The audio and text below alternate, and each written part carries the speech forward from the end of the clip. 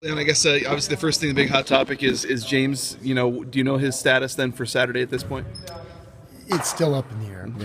It's probably a day-to-day thing. We want to.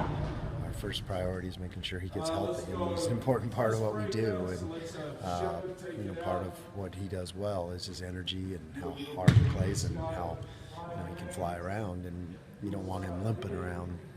And you don't want something that is going to continue to go through the rest of the season. So we got to get him fixed up and feeling better. You had after the game on Tuesday, you were kind of relieved he was able to walk around a bit and feeling pretty good. Now that you got the diagnosis a little bit, happy that it's not something major and that's something you probably get him back.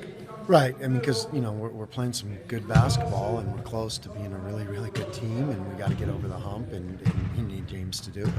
And so when he went down, that gets a little scary, and any of our guys, we can't afford to lose anybody right now. So, we're just keeping our fingers crossed that he can heal quickly and see what gets up. You said you're trying to be cautious, and you're kind of in a weird time where you've only got 3 regular seasons games left, and then you have the Mountain West tournament, which is paramount this year if you guys wanted to get in the tournament. Right. Do you be overly cautious, and can you just say wait till then, or I think you just got to kind of weigh see how he's doing, and just kind of work with him and the trainers and see where it can go. It's hard to speculate where it'll go, and it's hard to sometimes players, they don't give you that honest of an answer, and so I got to probably try to dig deep with James. If hypothetically, if he can't go, what kind of guys need to step up? Is it guys like Chandler? Is it you're placing a guy that's about a third of our rebounds, so guys, there's a bunch of guys that have to, it's not just one guy, it's the whole team has to step up, and number one is rebounding the ball, because he's one of the best rebounders in the league and the best rebounders in the country, so there's quite a lot there, and then all the other things that he brings, you got to have guys pick it up. When you won down there last year, rebounding, especially late in that game, you were very good at it. Yeah. When you look at this game, playing down there again, what's important for you guys? It's the same thing against them.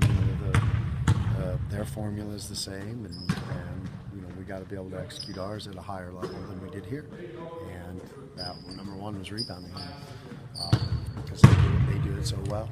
When you look at what James has done this year, what's impressed you most? The fact that he's getting a lot more attention from the outside and from the inside, from the teams you're playing, but he's still been able to produce pretty well. What do you like most about what he's done?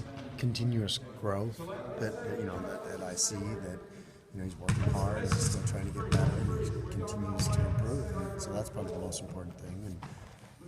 And it bodes well for his future if he can continue to do that. The outside shooting definitely isn't there where it was last season, but maybe the inside game's improved a little more. Do you take both equally, or when you kind of look at his growth? Well, you got to have a balance, and hopefully he can get going both of them. And when he can do both, and he's a complete player like that, it makes our team really hard to guard, and it makes him nearly impossible to guard.